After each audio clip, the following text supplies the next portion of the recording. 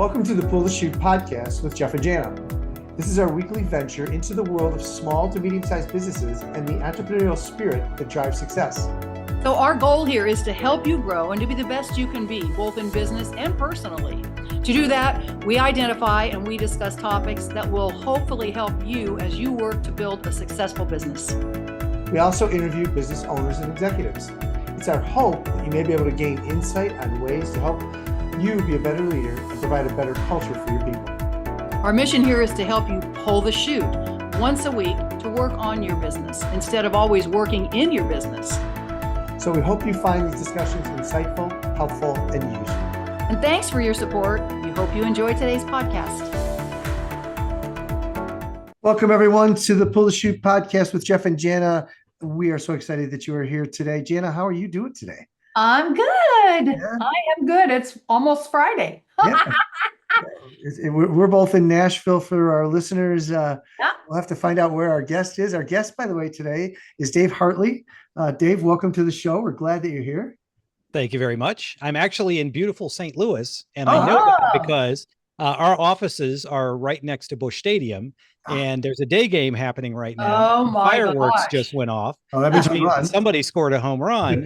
So if you're a Cardinals fan, that's a good thing. Oh, I have a friend who's a Cardinals fan. Big Cardinals fan. Yep. My sister and brother-in-law lived in Edwardsville, which is just north of St. Louis, for 20 some years. So I've been downtown St. Louis a lot. I've been to Busch Stadium a lot. Been to get some games. I was in the old Busch Stadium too. You know, that was a lot of fun. That was an interesting time. So, well, welcome. And are you going to get hit by all this rain that's coming up from the hurricane? I hope so, because we have been so dry, probably across the Midwest. But here, like, my lawn is dying, and I'm watering it more, but it's not able to keep up. And it's been hot recently too, so that's a very bad combination for a lawn. Yeah, I think we haven't seen a drop of rain in the Nashville area in 3 weeks. Yeah, about 3 weeks. It's been bad. Crazy. I mean, and then we got a flash, and it's like it rains for like 3 seconds, and then you're done. So it's crazy. It's fun. So hey, welcome to the show.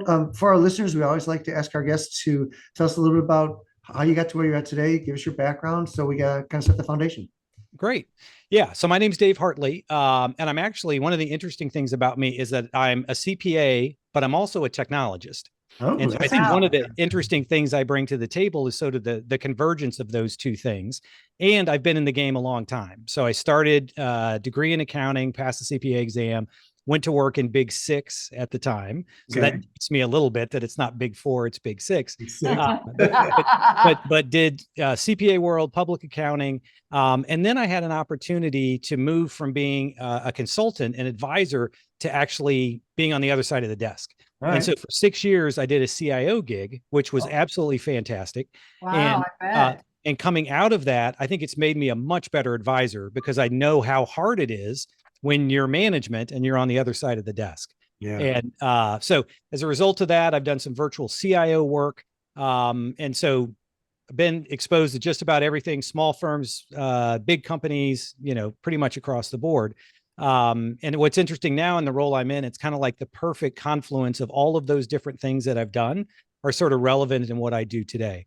So I work for Anders CPAs Advisors. Okay. So Anders we're a top 100 CPA firm. We're headquartered in St. Louis with employees and clients all around the country. And I lead the advisory practice. So when you think of a CPA firm, you probably think of taxes, you probably think of audits, and we do those things. But in addition to that, my part of the firm is advisory, which is really the truly value-added consulting services that we provide for clients. So so I love the firm. I love what you guys talk about, because when I think about people and leadership and how critical that is to growth of a business or growth of a firm, I'm right there with you. So happy to join the conversation today. Awesome. Love it. We're excited. Yeah. So what was it like working in a Big Six? I mean, that had to be insane. Yes. Well, so it was intense, but on the other hand, and I advise my kids whenever I go to colleges and talk with, younger professionals. In my opinion, there is no better place to start a career than doing audit in public accounting. Why? Because you're exposed to so many different businesses. And so one week you're in a manufacturing company, the next week you're in financial services, and you're dealing with a much larger company. So you get exposed to, as opposed to just going one place and going really deep, by seeing all these different companies and different ways of doing things, I think within your first 2 or 3 years, that's the best education that you could get. And that was the experience for me. I stayed at Ernst & Young for almost a decade. And I went from audit to technology audit, then to consulting. And so I was able to do all those things within a big firm like EY, which was fantastic. So for me, it was a great foundation for my career, and also for people just coming into the profession. I think, as a profession, we have to work on the workload issues, but for the most part, it is a fantastic place to learn and start to build a career.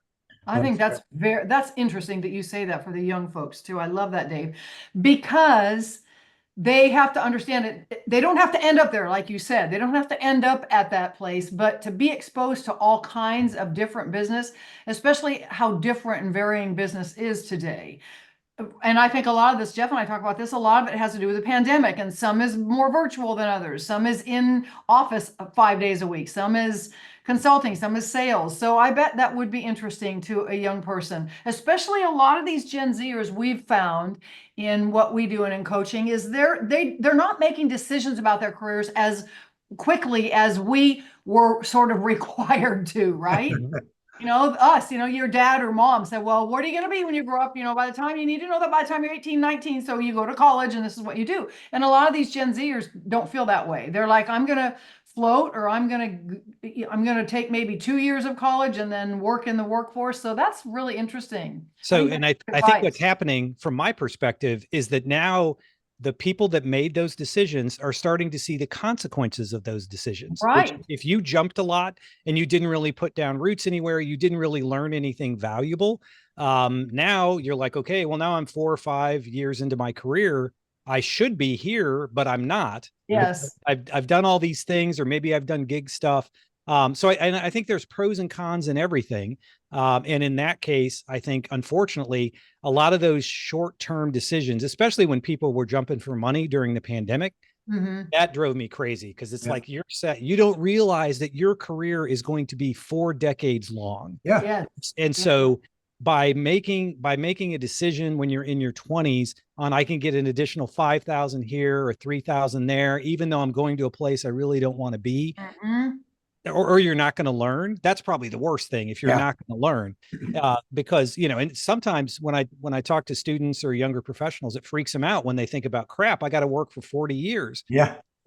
So that tells you how important it is to find something that you like, that you do really well, with people that you want to be with. And all those things are foundational. It's not about the money. It's what can I learn? And you guys are probably like me.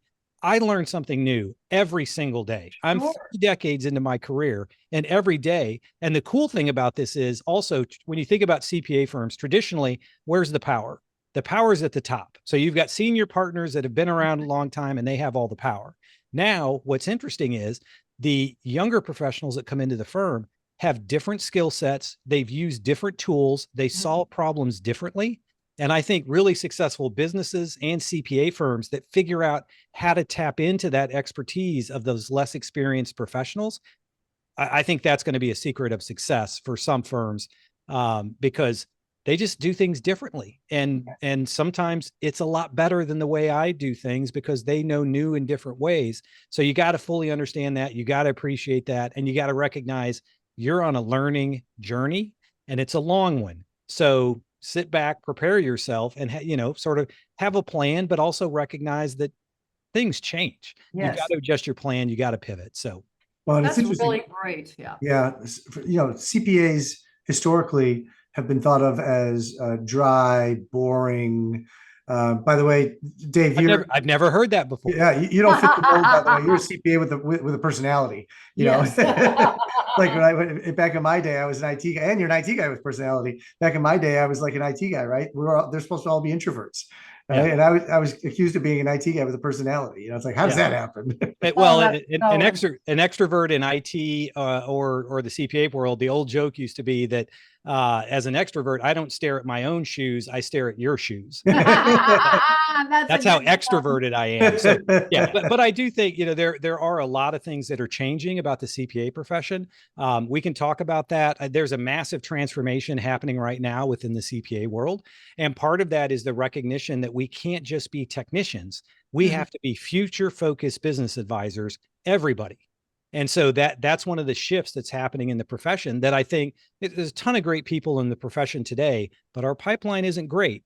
And and that's part of the reason I do these interviews, because I want to talk about how great the CPA profession is so that younger professionals know that when you go into, it used to be, go back 3 decades, that you went into tax and then maybe you were in tax for the rest of your career. Right. Well, now getting in, learning a skill, figuring out a different way to apply it in a different area of the firm. I mean, there's just so many opportunities to continue to learn and grow and really build your career and take it in any direction you want to. That's great. I did a keynote about 2 months ago, Dave, for Tennessee Society of CPAs, but it was a women's leadership. It was all women, and it was interesting because they were telling me that now there's a lot more women in the CPA profession as well. And there are a lot of millennials that are in management now that are having to manage these baby boomer and Gen X men, and so a lot of the dialogue we talked about, it was a multi-generational communication in the workforce.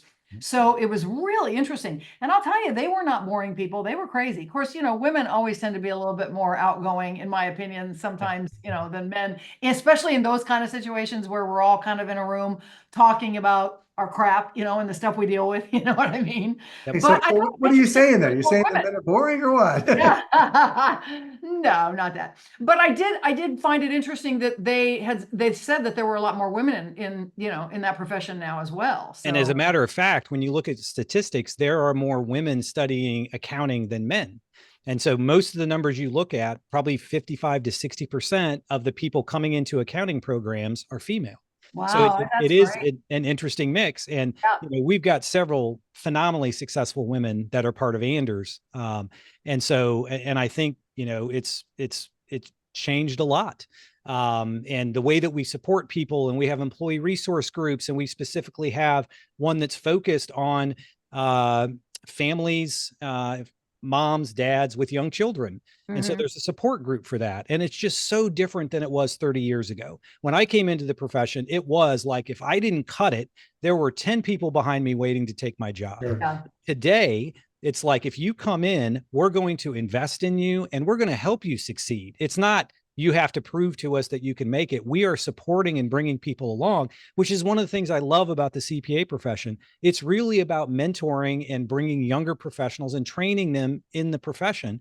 And so when you think about that, even the interns that come in, it's like, you could be the future CEO, and I'm going to treat you like that as an intern, because in 15, 20, 30 years, you could be running the show. Yeah. So that whole concept of really, and people are our most important asset. We are a people business, empowered by technology, but we are a people business and we serve people. And so that's one of the things that, also we have to train, less experienced professionals, how to deal with people, how to deal with each other, how to be a good team member. I mean, there's a lot of things like that are great skills, whether you stay in the CPA world or you take your skills elsewhere. Sure. So Anders supports leadership development is what I think I just heard. Absolutely. Yeah. We have a phenomenal leadership and development coordinator here at the firm. Courtney does amazing things. And so now we've got career architectures that we're rolling out, and there's really specific things that we're doing to try to, wherever you are in the firm, we want to make sure that you understand what's ahead of you. These are the things that you can do to get there. And these are the tools that we have at your disposal to help you do that. That's great. And we'll provide coaching along the way, because that's really the lifeblood of CPA firms. It's all about people. We don't, we may build a product here and there and take that to market, but at the end of the day, our people taking care of our clients is what the name of the game is. Yeah. Well, and they have to understand, I mean, to me, I would imagine, again, I'm not a CPA, but, when you're talking to certain clients, having to understand who they are as a person and how they communicate and what drives them and all that stuff is key to understanding them and how to figure that out from the beginning, and then work it through the long term. And I think that's invaluable, dude. That's one of the things that's missing. Yeah. And absolutely. There is no single definition of success. So our mission is actually to serve as a catalyst for those striving to achieve their highest potential. So basically, that's a different thing for everybody. And the cool thing about our mission is that not only is that we're serving as a catalyst for our clients, but so we're also serving as a catalyst for our people, for Mhm. them to achieve their highest aspirations. And so, I think that's one of the great things about the CPA world. And it's critically important. And I think we could sort of take this in a tangent that's when you start to think about AI, automation in the CPA world.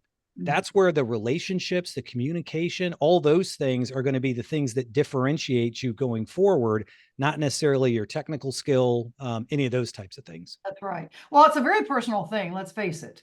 I mean, the accounting world, when you're talking, especially when you get into personal accounting of small business or individuals, that kind of thing, it is very much personal. And I agree with you, Jeff. I think it's all about communication. I mean, we've got 4 generations now that you are dealing with, I'm sure, Dave. So it's an interesting, it's a different time, not only for your profession, but just in general, in how people look and analyze the financial aspects of their businesses, you know? Yep. But And do you that's think- that. oh, go ahead. Sorry, Jeff. I was just going to say that's one thing I love about our client base. So we primarily serve lower middle market companies.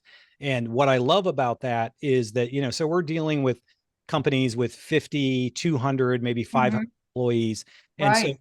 how we help them makes a huge difference. And we have an impact in the work that we do. Sometimes if you're at a large firm and you're serving a public company, it's like, really, is what I'm doing making a difference? Yes, When you work yes. with these smaller companies, you understand the owners, the executive team. What are they trying to accomplish? Where are they going? And then you figure out ways you're using your unique skills to help them achieve those goals.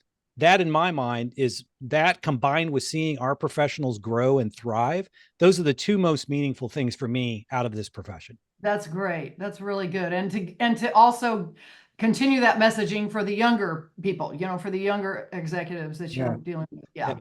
So what I was going to ask was, I mean, so Anders is doing this, it sounds like to the nth degree, which I love. Is this I mean, are all CPA firms kind of leaning this way, or are you guys leading the way? I mean, what do you see in the industry?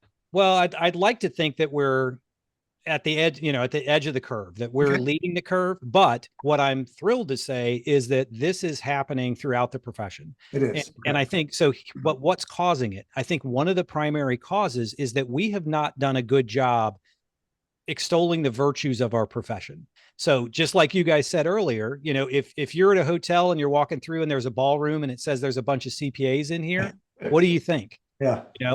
There's actually a bunch of really cool people in there doing really cool things, but the way that we build ourselves and the way that society perceives us is not necessarily innovative, fun, creative. Yeah. And so figuring out how to change that narrative is actually really important. As a result of that, the pipeline is down for people coming into the CPA profession. So accordingly, you've got this demand that's going up because the world is so complex now. It is crazy. Small businesses need more help than ever to be able to survive. And then going the other way, you've got the number of people coming into the profession going down. Then you also have another one, which is the boomers are retiring and they're trying to sell or pass along their firms. So you kind of have all these things happening at once. And like I said, 3 decades ago, if I didn't do a good job, they replaced me with one of the 10 people behind me. Sure. Now there's no 10 people behind me. So so basically the people that are in the profession now, they're in a really great position because firms like ours will develop you because we realize how valuable you are and that you are a future leader in the firm and in the profession. Do you think though that I mean, again, a bunch of baby boomers are retiring. We got some of the Gen Xers. Those two age groups were all about my way or the highway, top-down mentality. I know what's best. Don't tell me anything new's coming in. We've got to figure it out. Is that changing as well, you think? Or is that kind of still there? No, I think it's absolutely changing because the reality is you just can't operate that way anymore. The sort of the command and control structure that maybe was there 30 years ago just doesn't work. And why doesn't it work? Because we're a people business and people don't like being led that way. Right. That's not what they want to be a part of. And that's the other thing, which is everybody's a free agent. There were a ton of people moving around right after the pandemic. Now it's settled down. But at the end of the day, it's like you're a valuable asset and you can go anywhere you want to. And so we do a lot of work to try to take care of our stars and our people that are, we believe are really high performers. And so as a result of that, it's not a dictatorship. It's not, it truly is. Let's figure out how we can improve, and everybody's got input. And some of our best ideas come from our newest professionals because they look at things very differently than how the old guard does. And if you're not open and receptive to that, you're going to miss a huge opportunity because there's some incredible talent coming up, and there's also some incredible tools that these people that are newer in their careers know how to use. Yeah. So you mentioned the pandemic. Everyone went remote. Is that still a thing in the CPA world? I mean, is everyone coming to offices now, or is there still a remote piece? And how much do you think is out there being remote? And so, and that's one of the things I love. That decision should be intentional. So when you think about a firm, you can be fully in office. If you can find the people in your local area that will come to an office, you can have a great firm. On the other extreme, if you want to be completely remote and have people all around the country, maybe you only get together once or twice a year for a retreat, you can absolutely do that. In my opinion, the hardest is the hybrid model, which is where most firms are today, because people don't want to come into an office 5 days a week, but they recognize there's huge advantages in going to the office. But we have not dictated anything, and I think a lot of CPA firms haven't, that we let each team figure out what works well for you. And for some, it's every Tuesday, Thursday, we're going to be in the office.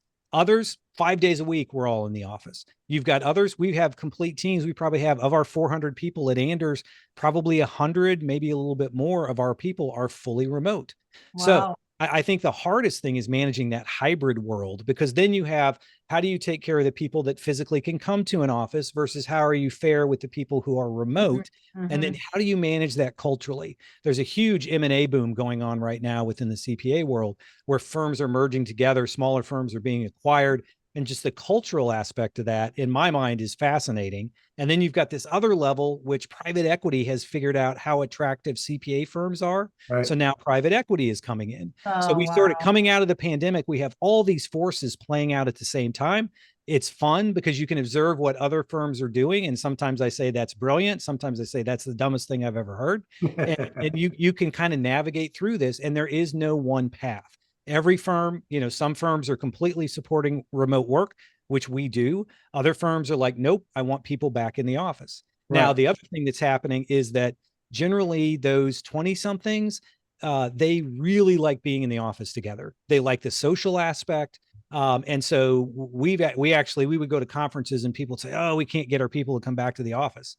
And our team would look at each other because we have a ton of people that want to come into the office. We don't. Wow, that's wonderful. Into the office. Yeah, that's interesting. They want to. Yeah, because they like that environment. We've taken care of parking.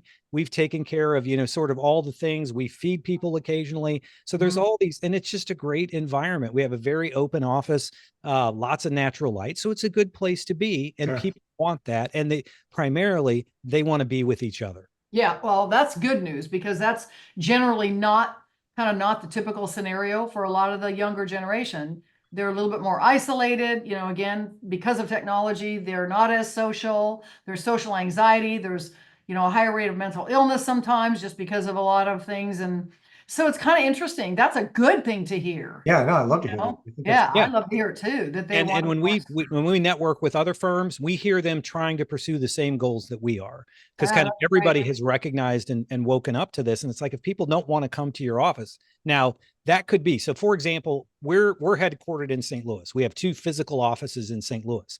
St. Louis is not bad from a traffic perspective. If I was in Atlanta and to go miles took me 2 hours, that would be a different situation. Right. So we got the right office in the right location in the right city. And as a result, it works. But once again, that's going to differ for everybody. And that's why it has to be an intentional choice, is to figure out what it is, as opposed to just letting things happen. If you decide what you want to be and work towards that, I think it will work a whole lot better for your business. Yeah, and I think, the hard part, I would think, hybrid and remote and in office, is earlier we were talking about all these things that we're training people, we're teaching them from a leadership standpoint, how to be communicative. It becomes a much more difficult. I mean, that was one of the things when the pandemic hit. I was consulting with a marketing PR firm, and everything was remote. She was remote. The whole company was remote. Yes. So it was very easy.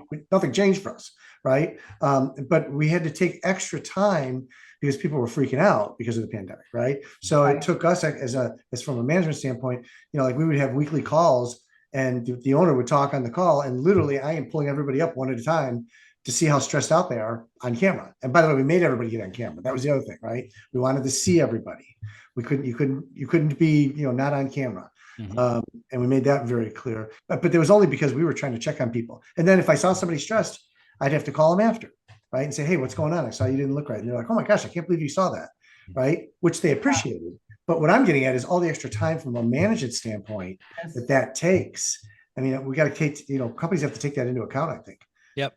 And I think managing a remote employee is very, very different than an in-office employee. Yes. Oh, absolutely. So we have practices that are completely remote. So probably one of our biggest is our virtual CFO practice. So what we do is we help smaller companies with cash flow forecasting and making better business decisions. And that's how we deliver value as part of that. But that team is pretty much fully remote. So twice a year, we do retreats, which cost us a lot of money. But to get those people together, whether it's once a year, we bring everybody to St. Louis. We want all 400 plus employees in a room at the same time. So we want to accomplish that once a year. And then we have another retreat in the spring where we go to someplace fun and different. And the focus of those interactions aren't necessarily on technical training, because we can do that well remotely. What you can't do well remotely is build relationships. Right. So the focus on those retreats is getting people together, getting them to actually care about the people around them, realize that they're part of a team. We do small group dinners. And I tell you, I've learned some amazing things about people by sitting at a table with 5 other people and having dinner together. Absolutely. And so every night you go and we send you to a different restaurant with a different group of people. And that's how you bond. And I tell you, by the end of 3 days being together, it is amazing sort of what happens if you really focus on relationships and give people the time to spend together, give them activities that they want to do, that they can do with each other, just so many good things. But it is very different doing that for a remote workforce as opposed to doing things in an office. Yes. Yeah, absolutely. But it's necessary. Yeah. It's necessary. People need connection. People absolutely have to have it. We talk about that all the time. That's my big thing. It's like, you can't isolate. Yeah. Well, Dave, thanks for being and just enlightening us to this whole CPA world. Again, I know. I had no clue. I'll be honest. CPAs are doing some pretty cool things now. I know. They're not the boring, staunchy guys, right? Or gals. and we have a bit of fun while we're doing it. So. That's great. I love it. I love it. Hey, before we jump down on the air, you were talking about a podcast that you have.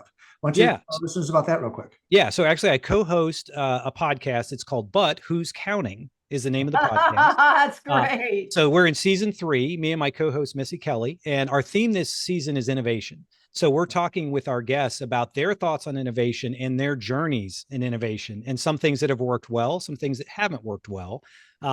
So definitely check that out. You can find it at anderscpa.com is the website. Look for But Who's Counting is the name of the podcast.